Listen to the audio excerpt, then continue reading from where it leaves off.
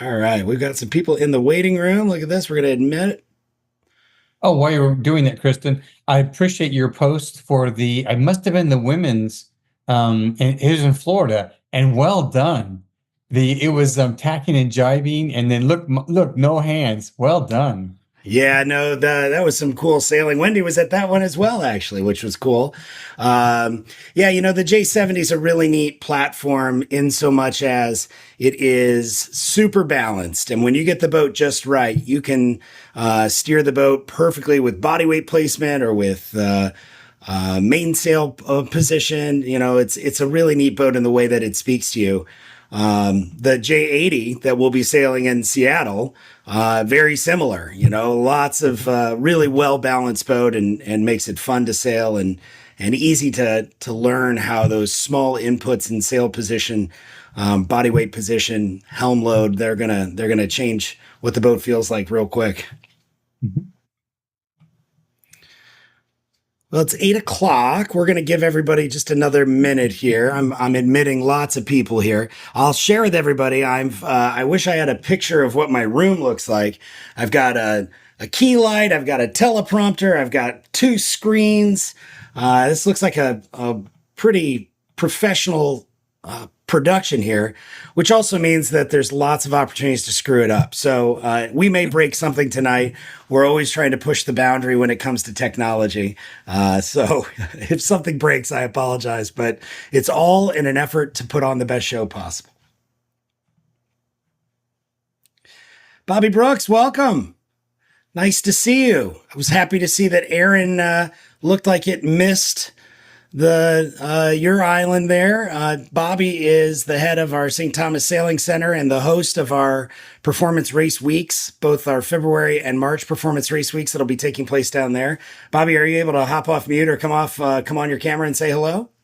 Yeah, I think I'm off mute here. Everybody here, there you hello, go. And good to see everybody. And let's see, we have good weather actually now. Stuff went through a little bit. We got a little stuff to the south of us, but hey, breeze is still 15 to 20 every day and sun's I out. know.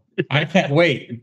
February. I'm there in February. Awesome. Look forward to having you. It's going to be a lot of fun. We got great islands to go sailing around. We've been racing around some, and we just got a really lively group of colors on our boats, and some new graphics are coming out. So looking forward to a good year. That's awesome. Bobby, thanks for being on tonight. Appreciate it. All right, we'll go one more minute here before we jump into the rest of the program. KB, how's it going for the first week in January for Florida doing the J70s? Well, we haven't actually announced the registration for that yet. I'm still working through a couple of logistics things there.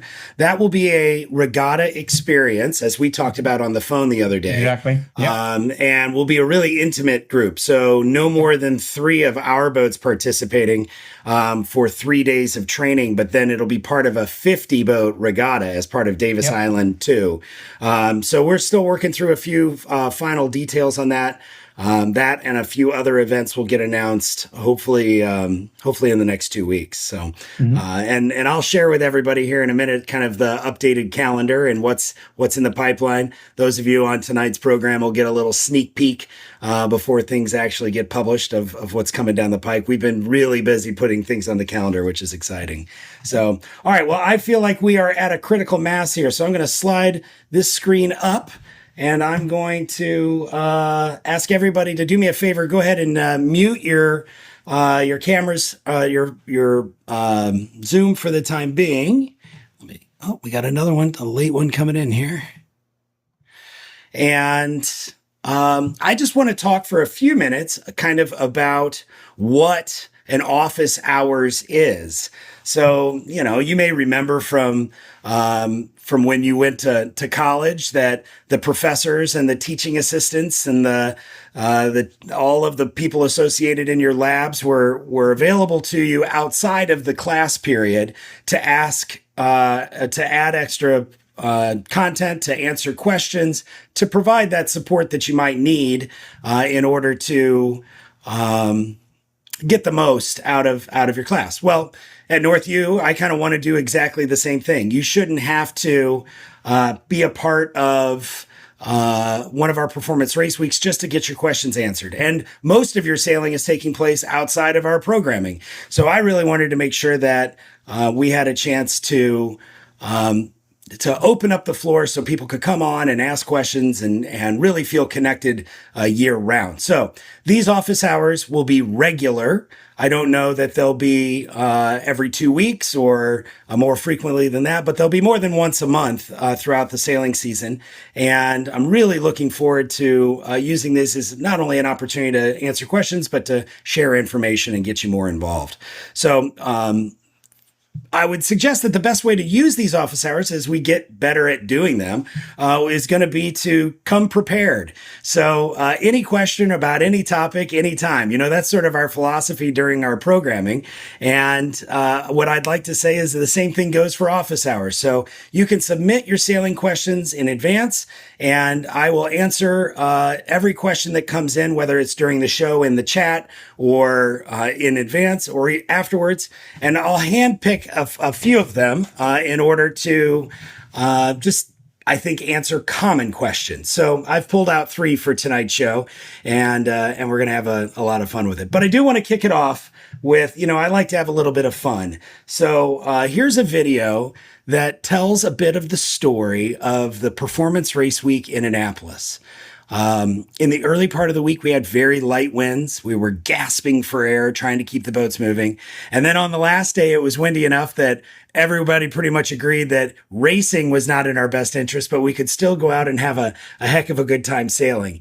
This was from our Thursday, where we were working on some leeward mark roundings and some tight racing. Sit back and enjoy this one. It's worth a giggle. Sighting downwind leg. Boat's coming in 4 wide here. Going to have lots of conversation. 13 seems to be starboard inside, clearing the lane here.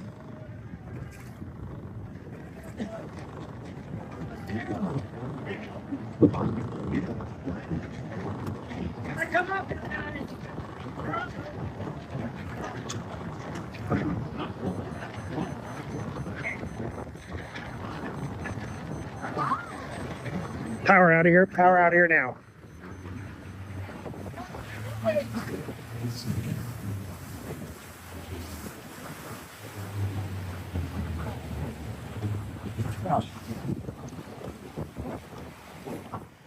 Never a dull moment at the leeward mark at a performance race week.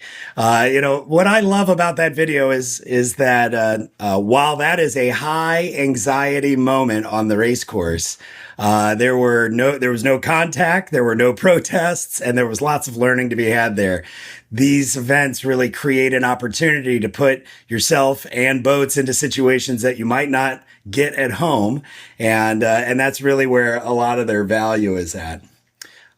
With that in mind, I wanted to share with you, let's see if I've got it pulled up here. Yeah, I think so. There we go. This is our upcoming calendar. So we have a performance race week that's coming up here in just a couple of weeks, September 15 through 19 in Seattle. There is space still available in that event, and that's going to be sailed on J80s. Right out of the Seattle Sailing Club, a great host and partner for us there. Really cool boats, great learning platforms, especially if you have an interest in asymmetrical spinnaker sailing, and in an incredible venue. Snow-capped volcanoes in the background, chances for whales. It's pretty cool. Then coming up in February and March, we head down to Bobby's place down in St. Thomas, where we have 2 events planned. Our first event in February is really targeted at our alumni and teams that want to come as intact teams, groups of 3 or 4 that are coming down to really learn to race together as a team. And it'll have a little higher edge to it, a little more expectation associated with it. That's not to say that everyone isn't invited, but it's definitely going to, the alumni are coming for it. So people who have done this program sometimes 7 or 8 times in the past are coming to try to win what we're going to deem the Northview Winter Championship.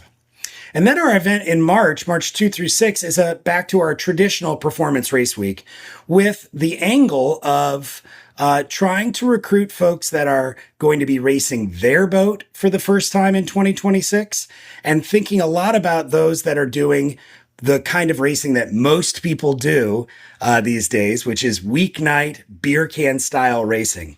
So there'll be a little less emphasis on our windward leeward courses and a little more emphasis on how to maximize your performance on the reaching leg. But the good news about that is that means that there'll be more races around the cool islands in the Virgin Islands, and we won't get bored just going upwind and downwind. We'll get to stretch our legs a little bit. Bobby's got some good courses for us and has been really a leader in helping us develop that aspect. That's something that he brought to the program a couple years ago, and it's been a real positive change, and everybody's loved it. The other event that I want to make sure everybody's aware of that's been announced and is open for registration is our annual women's event, which takes place in St. Petersburg, Florida in March. And that'll be on J70s again this year. That's been a great event for us the last couple of years. Really excited to have an all women led, all women coached, all women participant event. And it falls at a great time in the year down there. If you're interested in getting some sailing education and connecting with one of the best sailors and one of the best educators in the world before one of our performance race weeks, I wanted to bring your attention to the series Need for Speed with Steve Hunt. Steve's a really close friend of mine and a sailing mentor, someone that I compete against a lot, but he is the best in the business. And he's been doing a series of these online courses with us. I generally function as sort of the Q&A guy while he's providing the content. And this is a two-parter. For $79, this is incredible access to some of the best sailing education you can find anywhere. So I just wanted to make sure everybody knew about that. I'll email those contact details to you in the not too distant future here. The first course is coming up September 4th, with the second event being September 11th. And both of those are pretty early for you West Coasters, but mid-evening for those of us here on the East Coast. All right. I mentioned at the beginning of the show that one of the things that I wanted to do was not only answer your questions, but also give you access to some of our coaching talent. And since we're going to Seattle this office hours, I wanted to bring in Mark Laura, who has been a Pacific Northwest-based sailor for a long time, and who just last year had a really excellent finish at the J24 Worlds held in Seattle. And so we've got nobody better to tell us about, give us local knowledge and tell us about the conditions that we can expect sailing in the fall in Seattle.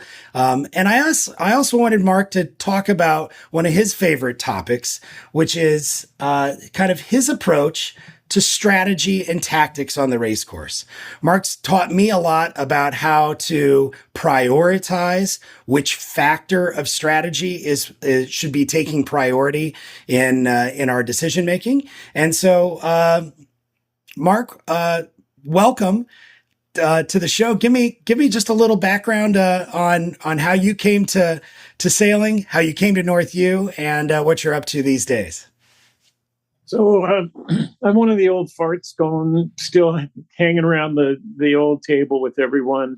I started way back at the USYRU clinics that started in this country, back with Dave Perry and with Peter Eisler, myself, Ed Baird, and Gary Jobson. And we've been doing them ever since. I went through the whole transition of between the USYRU over to Bill Gladstone's clinics, my own clinics, followed by into North U, on to ASA now. So I've been doing it most of my life, and I enjoy it almost more than competing at this point in time. I did Olympic campaigns. I coached our U.S. teams for the Olympics in '84, and I've had the opportunity in my lifetime to sail the Thistle, to sail the 470, to sail the J24, and now I'm sailing a little bit in the 70, as well as running a TP52 program. But my love is teaching and being a part of what KB has brought to the table, which is a much more organized and really intense way to become a better sailor, looking at the smaller things that make you better. And I raced the World Championships here in Seattle this last October, would be coming up on a year. And it was really cool because my first time my kids that are now 33, 31, and 29 actually got a chance to watch me race. We had a great turnout and a great week, 65 boats, 15 countries, I think, all in total. It was a great World Championships. And coming to Seattle, of course, there's the whole pressure of doing well in your own environment. And I was always worried about what the weather would be like in Seattle at the end of September. Traditionally, a light air period for us. We have current, we have mountains, we have salt water, we have whales, we have everything you could possibly want. And it's very unpredictable that time of year. And I almost didn't do it because I thought, why not go out with somewhere a little bit easier to sail than in my backyard where things are dynamic and they change all the time. But I had a great finish and I felt good about it. And now I'm on to making ASA and working with KB here in the future and continuing my teaching, which is what I really love to do. As far as KB told me to kind of summarize, when I look at a venue to come to, what comes to mind, tactics and strategy on how I'm going to sail that venue. And so I have a little program that I put together for this. I want you to know that speed trumps everything. So we have to look at a venue and say we're all the same speed, even though we know we're not. 1% can make the difference, make you really smart. And I'm going to put that out for the purposes of this discussion. I think when we show up to a venue, talking to the locals about the venue and sailing it ahead of time is probably the two most important things that I look into when I come to any venue, no matter where it is in the world. But I find that the most important thing to do is to simplify and prioritize this sport. So much is coming at you. I don't think there's a sport anywhere that has the dynamic changes that go on for us, that has the analytical side of the sport. Somebody runs 100 meters, they're thinking about one thing, and crossing the finish line, we have so much to think about. So what I've learned over time was keep it simple, stupid, go to the basics and just build on that. So my foundation, for the purpose of a little bit of a talk here, is first the theory of what I look at when I go to a venue, followed by some examples of those theories, and followed by how I approach the Seattle Worlds for that. So I have hats, and KB laughs about this, but I have hats that I wear, and each hat represents a certain part of the theory of racing from a strategy and tactical standpoint. My first hat is always wind velocity. I put that hat on in areas in which you're seeking for wind all the time. It can come in a bunch of different ways, but I'll explain that in a minute. The second hat that I put on, I look for shifting wind conditions. I'm looking for the shoreline. I'm looking for a frontal passage, and we'll talk about that in a second. So within that shifting wind conditions comes puff conditions, oscillating conditions, persistent conditions. What sort of venue are you in? Where would you rank that amongst these four different ideas? The third one is sea state. I feel it's important to know what the sea state is in the area. I'll get to where those have been a challenge. And then finally, a current hat. And I put those four hats on, but more importantly, rather than putting them all on my head at one time, I actually put them in priority so that when I go to the venue and I start the sailing, if there's a question of which one is more important than the other, I will in fact put that as the number one hat on at the time. So when we start out with sailing for the velocity, I remember Steve Benjamin once told me, I said, Steve, how do you sail upwind? What's your strategy? And he said, it's very simple. I just look for the wind in the carpet and I sail for velocity. And I said, whoa. You're telling me that you don't sail wind shifts or sea state? No, I just want to go fast. And it doesn't matter where it is, I'm going to seek out the wind. So we look at it in terms of the color that the water shows, wind and water. and the waves follow the same direction. I'm looking at where they come from, how the angle is hitting the boat, how deep that is in color back to how long that will be, whether it'll be a quick fanning puff, whether it will be a oscillating shift, whether it'll be a persistent shift more to one side or the other. And I keep that, but most of all, I'm looking for the velocity and the depth of it. Some of the areas, for example, for looking for breeze is the beginning of a sea breeze that fills, looking for which part fills first, which area of the course is filling first. So more than anything, you keep yourself away from the instruments and keep your head out of the boat and look for that velocity where you might find it. A shore breeze can be really, really looking for velocity, can be tenuous at best. Sometimes it's better to go all the way into the shore to get a little bit of the heat off the land that gives you that light shore breeze. It might not want to get in underneath a big hill or mountain because it's going to be dead there. So you're looking for breeze all the time. And then when we race world championship stuff, there's a theory anyway that the center of the course, the air comes down and lifts over the top of the main body of the fleet, and the sides of the race course tend to carry more velocity than the center of the course, and that includes both tacking up the middle and cutting up the wind as much as anything. But it really, the best air is on the sides, and I'll explain when we get to Seattle why that turned out to be that way. When we talk about the shifting direction, we talk about it persistently. In Seattle, it's a low pressure system that'll come through. And as it moves through, it might take a day or two, but you can watch the movement of the persistent wind direction changing. So we will look out for that. The beginning of a thermal building would also be a more wind directional type thing. Either coast, it starts out at 280 degrees, say in Long Beach. It kind of goes back and forth a little bit, and it ends up in the right side, 25 to 30 degrees, does the same every day. The intensity itself is based on how much the land is being heated up by how cold the water is. And the greatest example of the best sea breeze I've ever seen, I'll talk about in a little bit, is in San Francisco. So a thermal build will also turn the wind to one direction, as well as a slow moving front. And also if you're sailing up the shore, and if you're getting close to sailing to land, you'll get a constant shift to one side off of the land. So those are things that are persistent in nature and shifting. If it's dynamic, it's in a place like Lake Dillon. I'll talk about that in a little bit, but bouncing off of trees, off of buildings, off of whatever, those shifts are more oscillating in nature. And so I kind of get an idea when I'm looking at a venue, exactly what I'm looking for in terms of the geographic that lines out.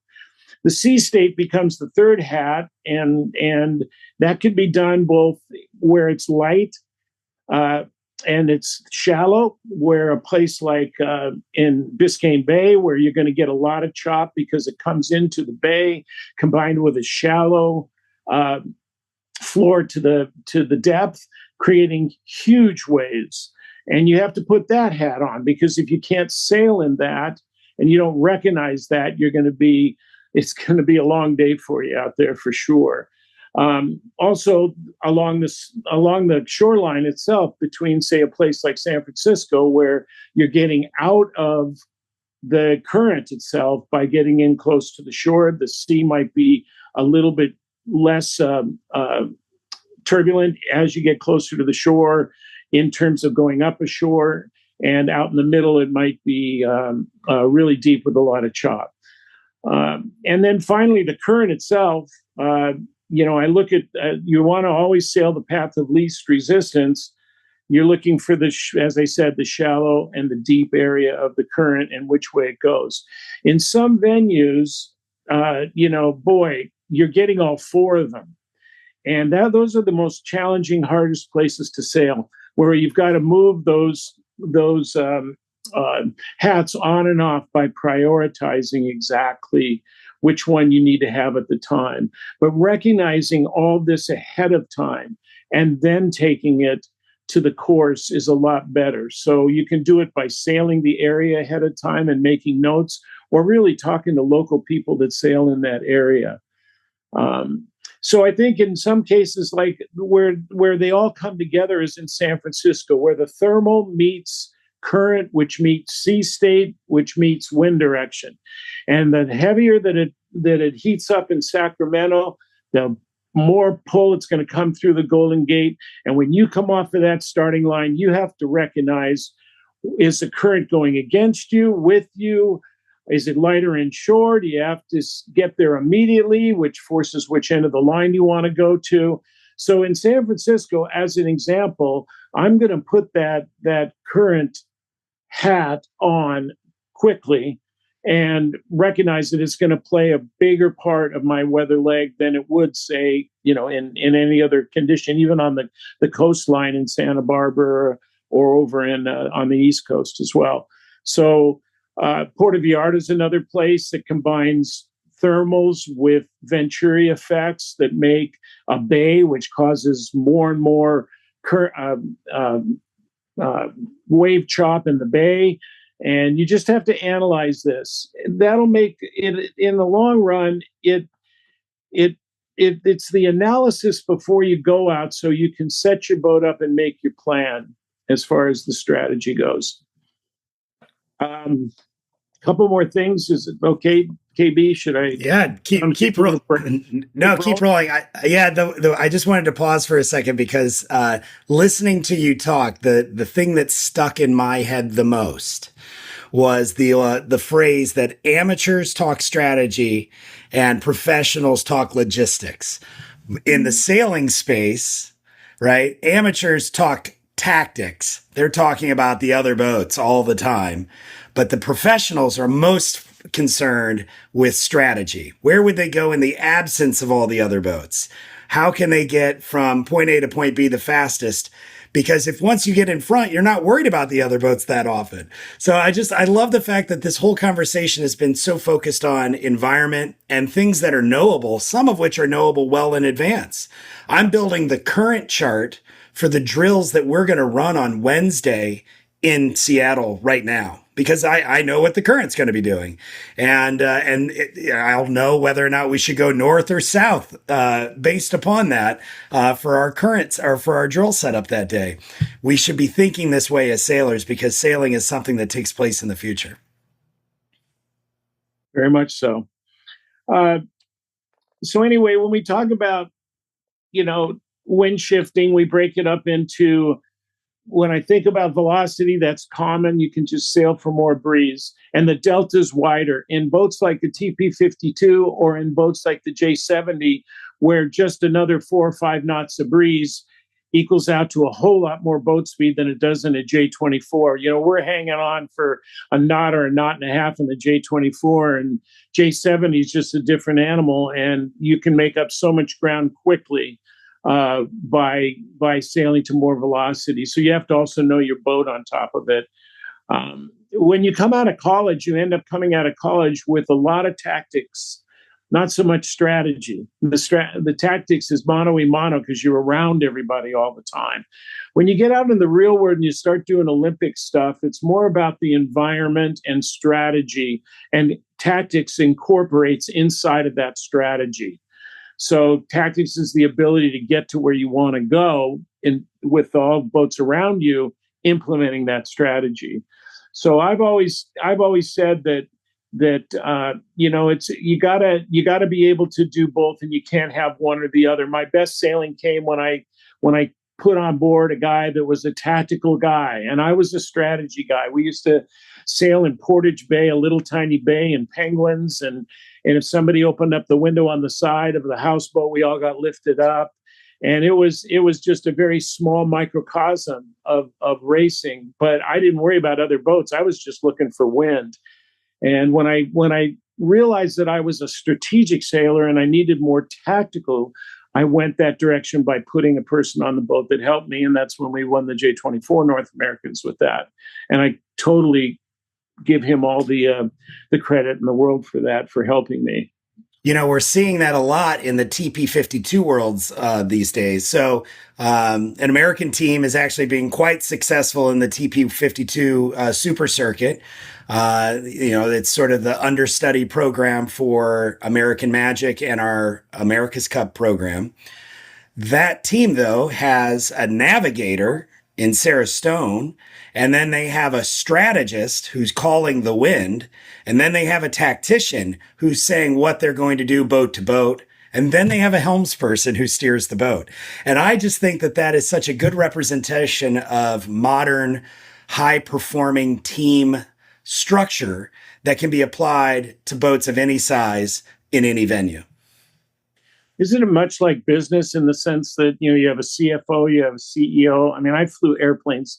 You had a captain and a co-pilot and a second officer if you had a really big airplane. But if you don't take and split up those duties, I don't see how one person can do it all by themselves. So when I got ready for the, get ready for the Worlds, I started looking at my own area.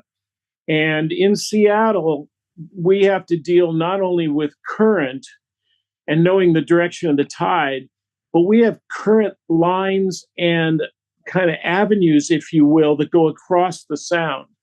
The wind blows in Puget Sound, and I've been there my whole life, either from the north or the south, when it doesn't blow from the east and the west. And it's kind of a funny deal because it really is north-south, but all bets are off on any given day in Seattle, so you don't know what you're going to always get. If the wind was out of the north, it's easy going north in Seattle. If the wind was at 310, most of the time, current being and sea state being even, we tend to go left. If the wind is right of 310 going north on a high pressure of the summer like we're in, there's a shore right on the right hand side. So you had a choice. You could, if it was to the right of there, you had to get over to the shore, get a lift up the shore. There was a point. You go up the shore, you tack over, you get the lift coming out, and there's the weather mark. Of course, current plays into the fact, and as it turned out, where we thought that the left was going to pay more than the right, it turned out that the right, of course, right played more than the left more times than I would have liked. And it's really fun because it drags you into recognizing current, the land, the point, and the wind. And in Seattle, we had 5 days of absolute beautiful conditions. And so when you go to the north, it was come off the line, split the two fleets going to the 30 one way, 30 the other. And for 5 days in a row, for the most part, all the boats came within about 5 boat lengths of each other by the weather mark going both ways. One was the land influenced and one was open water. And so it turned out to be, people in Seattle go, well, that'll never happen again because it's just not an area that's that consistent. So in the fleet, when you come off the line in the big fleet in a Worlds in Seattle, you got to pick one side or the other. You basically hang and beat the group that's in the left with you if you're going left, or the right with you and going right. And you hope you get the last 5-degree shift at the weather mark that gets you in first place instead of 10th. Yeah. And so when we come off the line, you sit and you just steer straight. You've already chosen your side.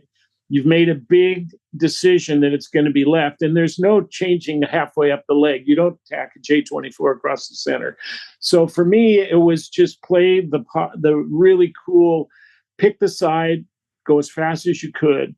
And I have these points in the course where I think in a race where things are what I call defining moments of the race. There's a lot of things. You make a bad tack, you hit a bad shift. That's one thing. But if you put yourself in a position that's a defining moment, if you start at the pin end and you've got someone under your lee bow and you want to go left and they get to you, you are forced to cross 40 or 50 boats transom going across the other way. That's a defining moment of 40 or 50 boats. And right. This from J20 to J70. So you have to play conservative for a couple of minutes after the start. Don't let somebody get underneath your bow, because that's death, especially if you're trying to go left. And pick its side, and then sail fast. Those are the critical things there in Seattle, coming off the line especially. That's perfect. That's exactly what we need to be ready for this event that's coming up. You know, it's I was talking with Drew Mitchell. He and I sailed an event in Newport, Rhode Island recently, and what we took away most from that event was that we didn't want to make the first mistake. We wanted to build enough course capital to be able to afford an error, because everybody's going to make a mistake during the race. If you make it in the first 2 minutes, you don't have enough course capital to pay for that mistake. And so you're going to carry that debt the rest of the race. But if we could get 3/4 of the way up the windward leg, we had a little bit of capital in the bank. We could afford a small error. We could miss one shift. We could, flub a tack. If we could get to the second beat before we made that mistake, we were going to be top 3. And that was such an important lesson to take away, was minimizing risk early in the race. And in fact, you could go the wrong way. To your point, boats came out of both corners to get to the top. You just couldn't make some error that cost you those 30 or 40 ducks that you were going to have to make, or put you in the second row for the whole first beat. That's almost unrecoverable. I mean, we all have stories of how we caught some magical shift somewhere, or the current turned on for us or what have you, and we got back from an OCS start or whatever the case may be. But you don't make a living doing that. You make a living making more conservative plays that are high percentage, that are well informed, and therefore they're safer and higher percentage plays. I'm glad that you said that, because I've been really going over that whole theory in my mind about, when are things really the critical parts of the race. Another defining moment would be understanding the weather mark with 3 knots of current. In a Worlds is going to cost you, and it did to me for my one bad race. It cost us 15 to 20 boats. We were 9th going into the weather mark. We came out 24th, having to do circles because we just didn't take it 2 or 3 lengths farther. Those are defining moments. I get a kick out of when I'm in the clinics with people and we talk after our clinic, racing, which is so great. We have 8, 9, 10 races in a row. And I said, we can talk about the race all you want. All I want to hear about is what was the defining moment of that race for us. And then they elaborate, oh yeah, maybe it was the second row start. Because if you're in the second row, you don't have the capital to make it up. I love what you said. And I think that's part of the deal, is recognizing when something's critical and when's not. So, and all the sailors that I sail against, most of us are 8 out of 10 making decisions. We still make mistakes. You minimize loss. You don't maximize gain in this sport. You take the gain when you can. That's tactical. But that's why we do it, because it's so much fun, and it's always dynamic, and it's always changing. And you can get overloaded. We've talked about it in our seminars. You get overloaded with it, and the CD drive can't handle all the information, and it's like that machine on Star Trek where he starts heating over and over and over. Yeah. Smoke. I mean, it's too much at one time. So I believe that the person that could put the most amount on their hard drive, process it, come out in a priority way, and make your decisions is really the best sailor there is. That's awesome. Mark, I'm going to pause you there because I want to get into the Q&A portion here. Okay. But you've done such a nice job of sort of painting the picture of what Seattle is like. I thought maybe we'd want to watch a little video from last year's race week, our performance race week in Seattle last year, because to somebody who's never been to one of these events before, everything we've described in that little fun video I showed at the Leeward Mark from Annapolis might kind of overwhelm you, might make you think, oh, I don't know if I'm ready for this. But let me show you what Seattle's all about. This is the most fun you can have at 4 miles an hour. 50 seconds to go to our race start here Sunday afternoon, Northview Seattle Performance Race Week. Squared the line up here, 35 seconds. Coming up to 30 seconds here for the fleet. We're at the port end of the line.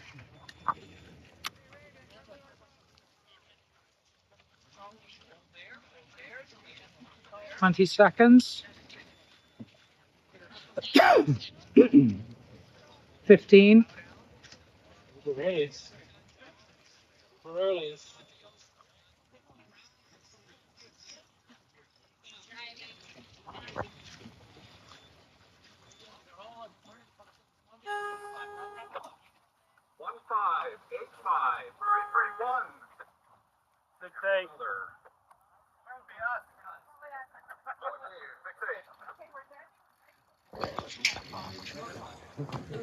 OCS is here.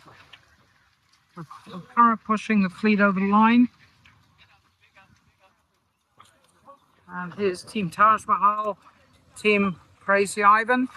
Crazy Ivan with great boat speed. Doing a nice job pulling out to lures here. Team Taj Mahal just on the weather hip, hanging in there. Raven clear. Team. So it's not always hair on fire craziness, but it is always fun. And that's the kind of action that you can expect on a moderate air day in Seattle. We got something like 9 races off. So it's a lot of racing in a day. And that was probably start number 55 or 60 for the week. So it's a cool way to get out there and get some racing reps in. And I might add that, KB, for all of you out there that are listening, KB sets a environment for all of us that allow us to give you personal one-on-one attention.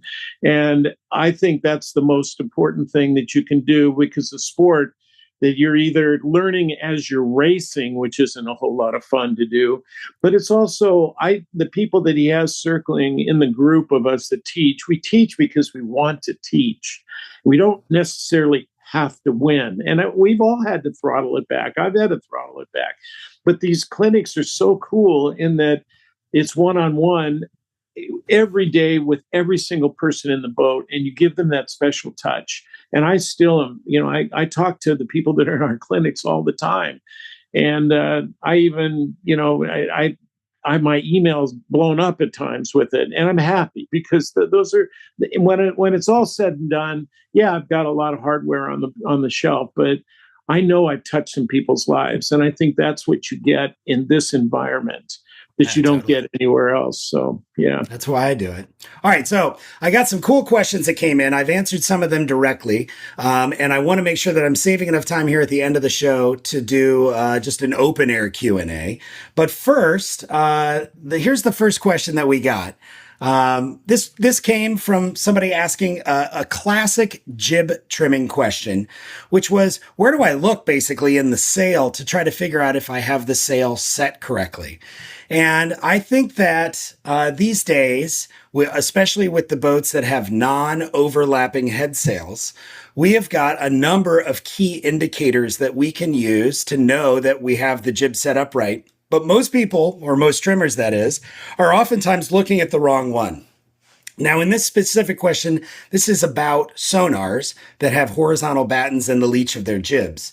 But if we're sailing on a boat that doesn't have horizontal battens in the leech of its jib, we still have the same set of visual cues that we can use. So for me as a jib trimmer, and I oftentimes am, I am using not the luff telltales to help me trim, but rather the leech telltales. And if my sail doesn't have leech telltales, it's the best 35 cents you can spend to improve your trimming, because essentially the leading edge telltales are there for the helmsperson to steer the boat, to engage the wind, to put the boat on the breeze.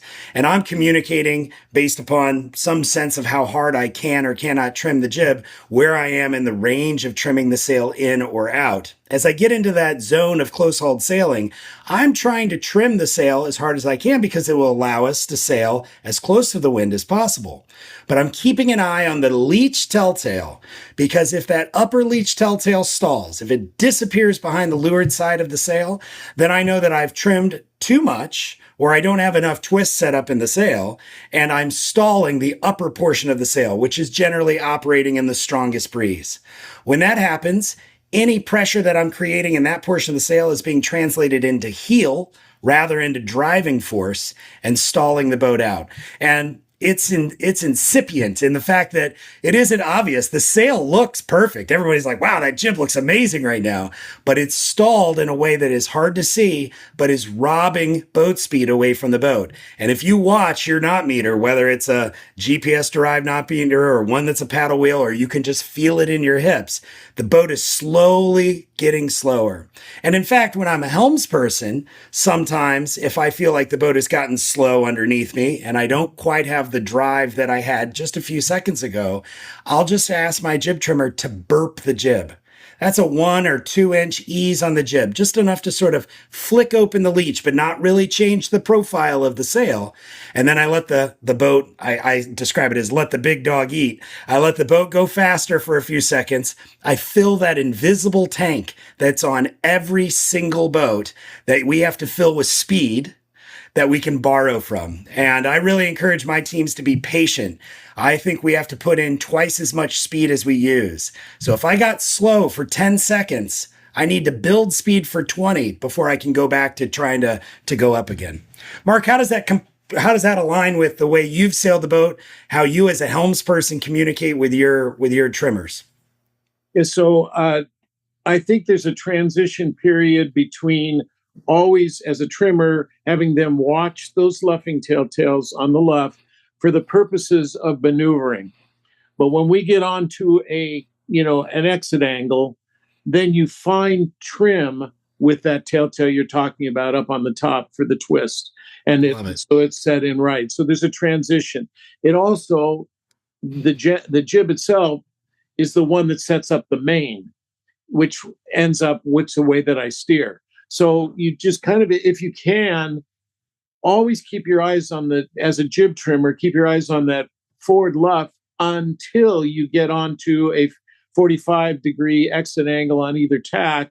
And then the fine trimming comes in that twist that you're talking about. That's really good, especially on the sonar, because you were the first one that told me when we were back in Annapolis, hey, Mark, crack it off. You got to look at your leech tension. And I often look forward of that as a skipper, but I know a trimmer is more cognizant of that. And you made me aware, and you can feel the boat just kind of start to breathe again when you twist that open. Yeah, close home for sure. I was with another Northview coach, Mike Marshall, recently, who said, we need to change the description of our jobs. We should not be called jib trimmers. We should be jib easers. And those that ease more often go faster. So, all right, it was a good question. And there's more to it, of course, but I think from a general answer, that gets it there. So, second question that I thought was really good that came in from the group this time. How do you define hold your natural course when luffing up or being luffed? Now, this is a rules-related question and one that I've got a great video for. Interestingly enough, the words matter. So the term natural course is not found anywhere in the rules. In fact, I did a word search. I didn't find natural anywhere in the racing rules of sailing. But proper course is, and proper course is defined in the racing rules of sailing. So one of the best tips I can provide anybody who wants to know more about the rules or is engaged in a rules-related question is to start off by going to the rule book and reading the definitions. They're not very long, but they're very illuminating. And then when you get into the actual rule that you think pertains to the situation you're in, you'll find that the words that have definitions are actually italicized in the rule book. And so it's a really nice way to be able to cross-reference within the rules. But I've got a video here that I think is a classic scenario for hold your course and what is proper course. And I'll share it, and then maybe we can talk about it in the open forum.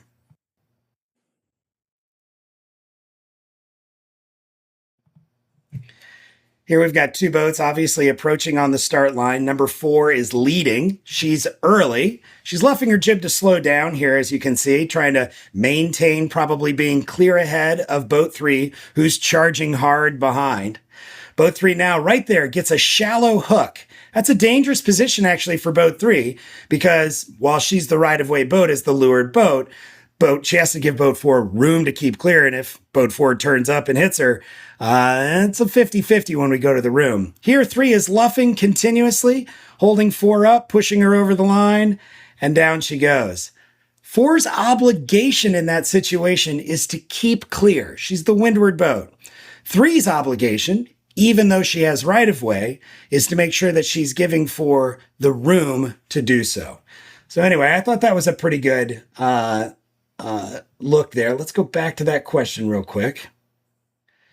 So where I oftentimes hear proper course come up is oftentimes on the downwind leg, where two boats have different ideas about how they should be sailing the downwind leg.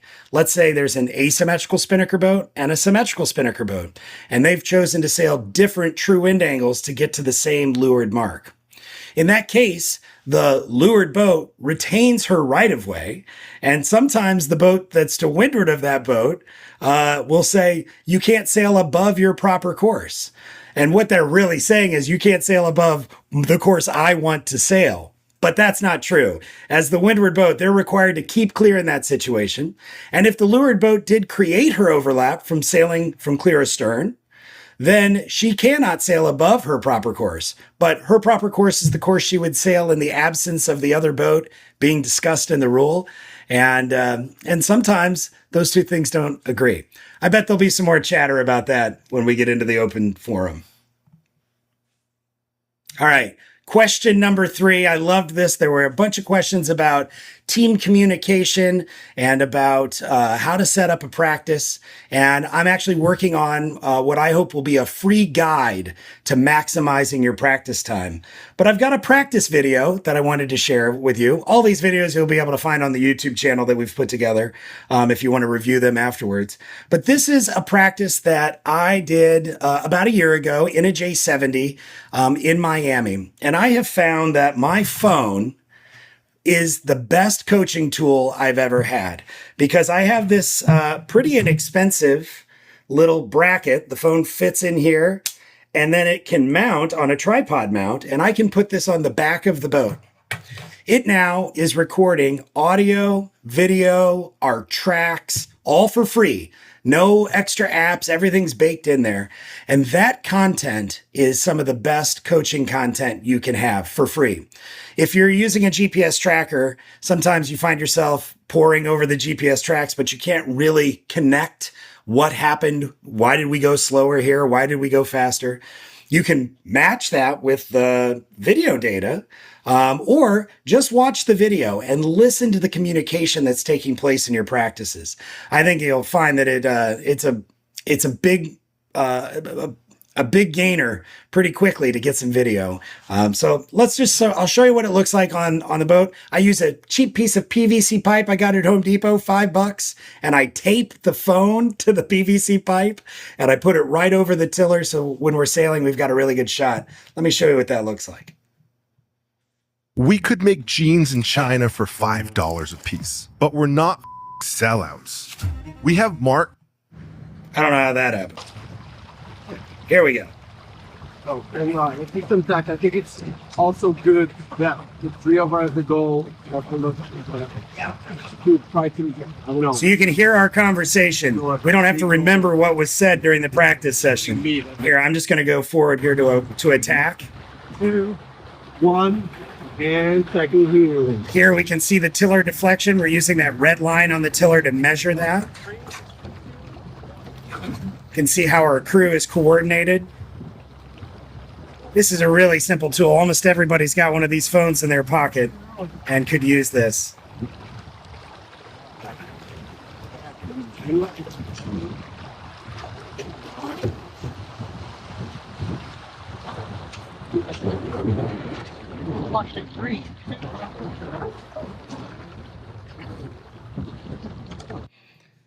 All right. Well, I just wanted to share that as a sample of how we might use technology to get a better practice session.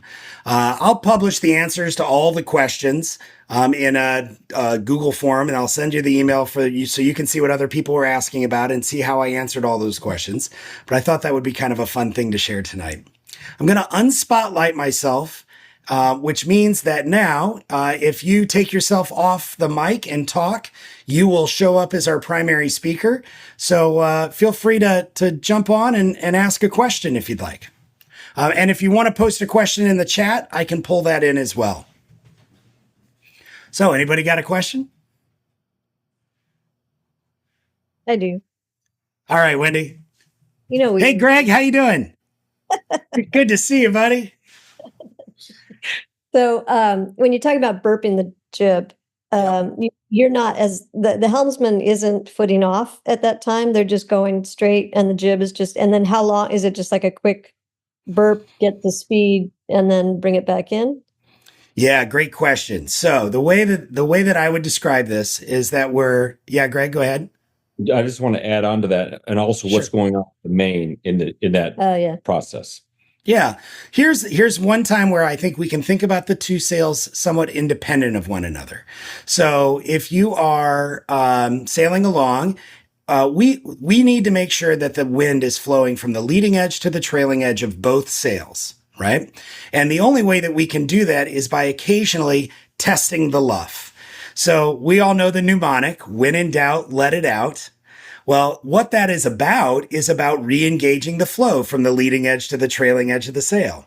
So if we're making a small change in the position of the jib sheet, so when I say a burp, I mean it's like on a sonar, this might be 2 inches max that I'm easing. That'd be 2 hash marks on the jib sheet if you've got a normal stay set style jib sheet. And I'm easing. What I expect to see when that happens is the inside telltales will lift, right? Because I've eased the sail. And now the helmsperson should naturally want to put the bow down a couple of degrees to get that telltale to flow again. When they do that, the boat speed will go up. And what does the main do when that happens? Well, if the bow came down, I would like to think the main got eased to match the new angle so that we don't heel over. And if you're using an instrument, the sonar, in its class rules doesn't allow for instrumentation. But if you're practicing, trying to develop your feel, having an instrument, again, even your phone will do this for you. What you should see in that little 2-inch ease and the bow coming down is the boat speed should go up 0.2, 0.3, 0.4, and you should be sailing faster than target. Now, that's how we're filling that invisible tank. The boat speed's too fast. We're sailing lower than we should. We've got lots of speed. So now the main comes on first. The boat heads up. Inside telltale lifts. Jib trimmer returns the jib to its close-hauled final trim position. Telltales are streaming straight back. Quick check underneath. Should see the leech telltale still flowing. That's the trim cycle of keeping the boat going really fast. And if you were to watch the compass heading during that, barring a major wind shift, I don't think you'd see more than 3 or 4 degrees of angle change in your heading through that entire range of what I just described. And I would add to that, KB, that action reaction, that when that jib is twisted, as you said, the bow comes down below, the keel is saying, you got to help me here. You've got me stalled out as well as that jib stalled out. Now, when you come down, the flow goes across the keel itself and then also becomes part of the unit together to bring you back up. Yeah, I just had a conversation while I was in Chester, Nova Scotia with some J105 sailors where we talked about the idea of the sails make the boat go forward and the keel makes the boat go to windward. And so we have to maximize that flow around the keel. The problem is we can't see it. And so it's you have to feel that. And until you have that natural helmsperson sense of it, that feel for it, the real touch, instruments can help a lot. And so where I was sailing on the J105, we lived and died by a boat speed target. And initially, that team didn't believe me. The boats around us looked like they were sailing higher than us. And I said, we have to go 2/10 faster. Put the bow down. And we put the bow down, and 30 seconds later, we were sailing higher than the entire fleet. And that's because we got the flow going around the keel so fast that it began to lift, and it just naturally took us where we wanted to go. Great question, Wendy and Greg. Thanks for asking it. Who else has got one?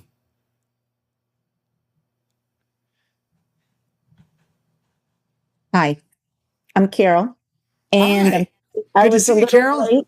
I was at a regatta meeting, and it's my understanding that you are going to record this and we will have access to all of this. As I'm Yes, you telling are. myself, don't freak out. I can go back and review. So thank you Yep. very much. Yeah, I'm going to post this into a unlisted YouTube, so you all will get the link, and you'll be able to go to like the North U YouTube channel and watch it to your heart's content. Great. Thank you Yeah. very much. You got it.